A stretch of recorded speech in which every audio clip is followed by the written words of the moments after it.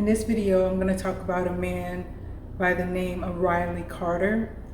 He was the councilman of Alberding, and he was very, the reason he wanted to be a councilman is because he wanted to clean up his city. He stated he was going to be really tough on crime, especially when it comes to crimes against children. He wanted to get rid of all of the perverts, pedophiles, predators, and get them off the street. We're out driving around, got the babies to sleep. It's just one of those days, I guess. Anyways, I thought it'd be a good idea, maybe take you guys along with me, and we'll go drive around downtown, and we'll just go look at things, and maybe I can talk about things, that I'd like to see different, or things to be improved on, or whatever it may be. But just gonna keep it fun, keep it relaxed, and be myself. All right, here we go. So one thing I want to note on is how close sex offenders live to schools around here, how close they are to bus stops, how easy it is for them to just have instant access to anyone or anybody's kids here, in each of these neighborhoods. Sorry, I had to hit my brakes there because looked like a tweaker came shooting out of the alley and almost got in front of my car. Which is something, that really needs to be addressed, okay? People just feel entitled to walk just right out in front of cars around here. I mean, that's insane. What are you trying to do? You're trying to die? Like, that's not cool. That's traumatizing for everybody. Nobody wants to see that. So that's definitely something that just needs to be addressed. I'm just driving to downtown right now. A lot of times, let's see, it's about 6 p.m.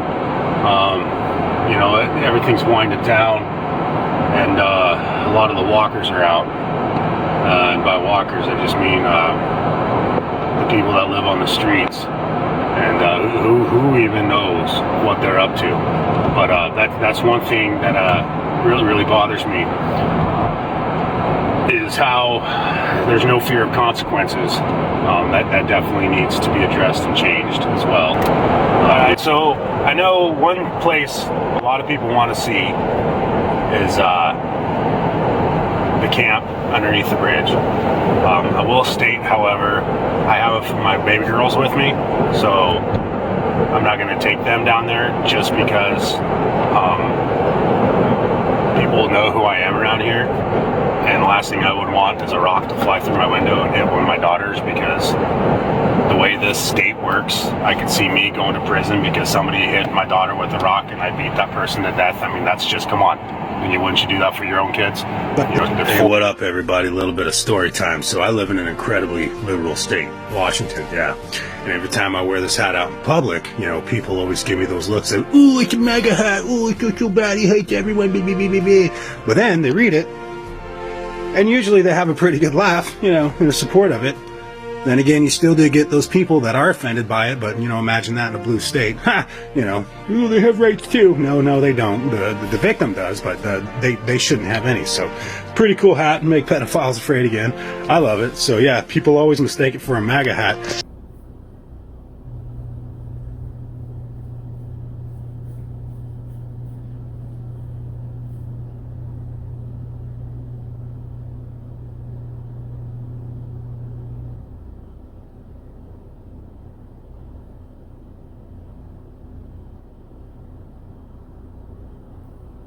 And as you see in those videos, Riley talks a good game.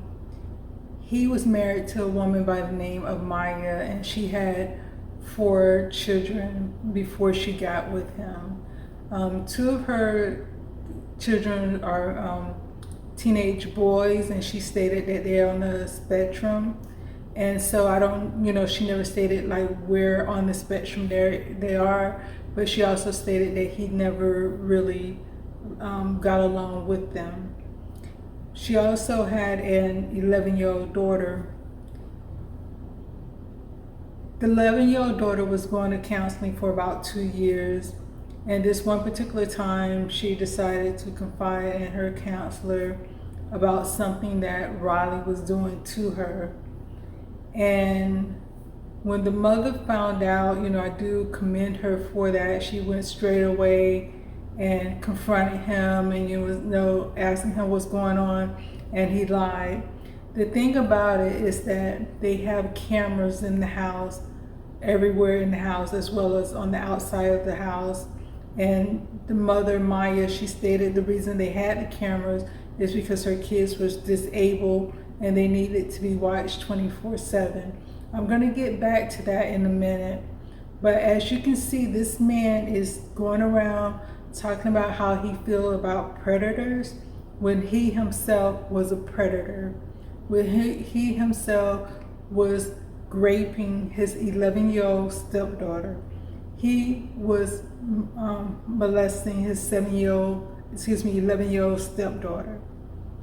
So, like I have stated in another video, when I talked about Allie Carter, and I was saying certain things she was saying in this particular video did not ring true to me. It did not sound right to me. And everyone just kept pushing the point that she was a victim, so now she's trying to help.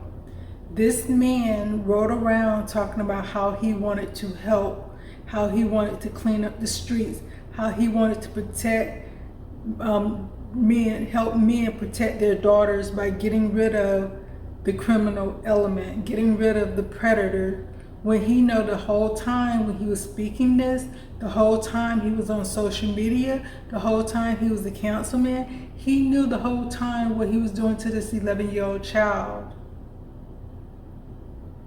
But that did not stop him from putting down other people like him. He didn't, for whatever reason, he didn't see himself as a predator when everything he was doing was just like all these other predators that he wants to lock up. So that's why I say sometimes you have to, like I never believe in victim blaming, and I never believe in victim shaming. But sometimes you have to use discernment when a person is telling their story, and you have to listen to what they're saying, everything they're saying. And then sometimes you have to question, even I'm not talking about in an attack type of way, but sometimes you have to question, even if you just question yourself and say like, wait a minute, that doesn't sound right, or wait a minute, that doesn't make sense. Well, how can this and this be, happen? That's the vibe I get with Allie. And so this is why I'm talking about this particular video, to show you that just because people are saying, I want to help, I'm going to help, I'm going to do this, do the action says the same thing? Are they doing the same thing? And then I also want to show you what the mother had stated. His wife Maya shares red flags she noticed after his arrest and offers advice for parents, hoping to prevent the same terrifying fate from happening to others. He did not get along with my boys because my boys are on the spectrum and they clashed a lot. They're teenage boys. And so I didn't think anything of that until everything came out. It wasn't a red flag in the moment as it was happening. But then after this all came out, that's what was actually happening. It's like, oh, crap. Background checks mean nothing. For women that are dating right now, background checks mean nothing because he had nothing. He was squeaky clean. And I had 4 children when I first met him. I didn't really see any red flags at first. Nothing really happened to a severity. I should have been paying attention to it until we bought our house together. And then I was 100% reliant on him. I had quit my job. I helped him get sober so that he can go back and get to work and everything. And no woman should ever put herself out for a man. Just even though you think you love him and you think it won't be him, it probably will be. After Riley's arrest, Maya explains that the public response to their situation has led her to becoming a target of unexpected scrutiny, with many people questioning why she has cameras in her children's rooms in the first place. I do have disabled children that require severe supervision, and they've been in home care and all these sorts of different cares, and I was advised by professionals to have these cameras. And as you can see, the mother stated that she didn't see any red flags when she got with him, and how she was saying a background check, it's pointless to do a background check. I don't say that, because sometimes if you do a background check, in some cases you will find something. In some cases you want, because it might have been their first, her daughter, her 11-year-old daughter could have honestly been his first time, or he didn't get caught those other times and she's just another victim. But she stated that she didn't see any red flags before they actually got together and got a house. The red flags that I've seen, which are very important red flags in her situation. One, she stated he did not get along with her 2 teenage boys who was on the spectrum. If you're gonna be with the men, because that's why I say I don't know where they are, because when you're on the spectrum, it can mean anything depending on where you are on the spectrum. So she could have kids that can eventually, become adults and eventually move out on their own, depending on where the spectrum are, or they're gonna be with her, or some type of caregiver. They're gonna need caregiver for the rest of their lives. They're gonna need somebody there with them to help them. It all depends. But if this man is not getting along with your 2 kids that's on the spectrum while you're getting involved with him, that should have been one of the main red flags. And she said she didn't realize why he didn't get along with the 2 boys until after this happened with her daughter, but she never stated, what made her consider that a red flag, the point that he didn't get along with her boys. But that should have been something that she should have been concerned about, because she should have been thinking, okay, if he's not getting along with them, if he has to be left alone with them, what would happen? That may be why they had the cameras. I don't know. She's saying that professionals told her to get the cameras throughout the house. That's one red flag. The second red flag that I noticed, when she said, I had to help him get off alcohol. If you got kids, a lot of people, I understand a lot of people drink for whatever reason, but I do not like being around people who have been drinking or who are drunk, because their personality can change. You see a lot of times when people that's not drinking, they're one way, and as soon as they start drinking, they're a totally different person. And it's not good to bring a person in a situation like that's drinking, because you really don't know how he's going to be with your daughters, and you don't know how he's going to be with your sons when he's actually drinking.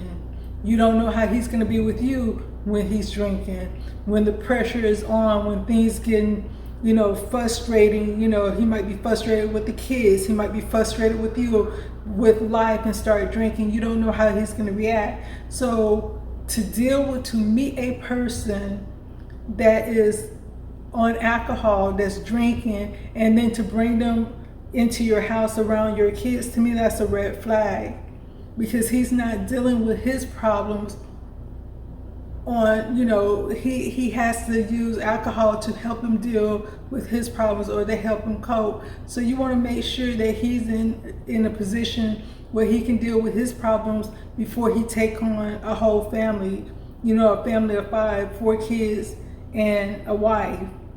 So to me, that was another red flag that she should have seen from the beginning. And then another thing that I did not understand, because she said she put up the cameras all through the house because professionals, told her to do that in order to watch the kids. But she never realized that he was turning off the cameras in order to grape her daughter. Because if you're setting up cameras, at some point would you look at the cameras to see what's going on in your house?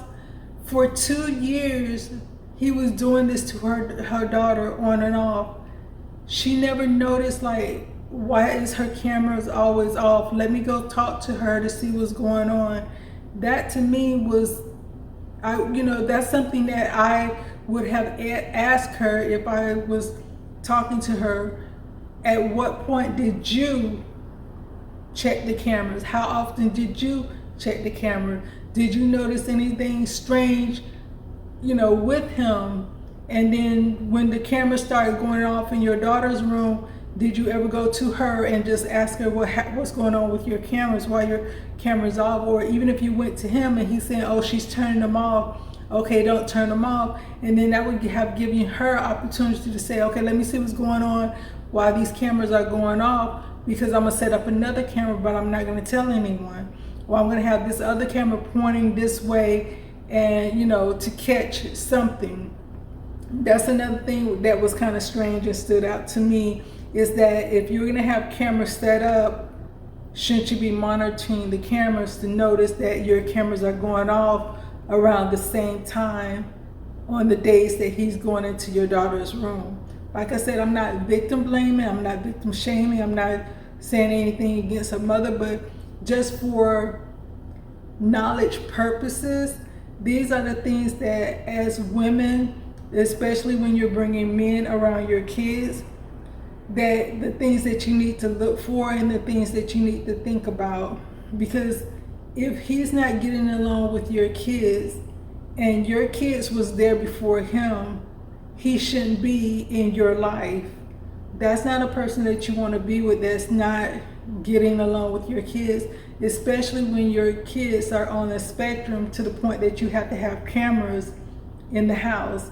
So it's a lot of unanswered questions that I feel, and I feel like in some ways she's not being truly honest with the situation, but at the same time, he is 100% wrong for doing that to that child, because now that's something that she's going to have to deal with for the rest of her life. She's going to have to try to recover from that, because I don't know why she was in counseling for 2 years to begin with, because she didn't say anything about her daughter being on the spectrum or anything like that.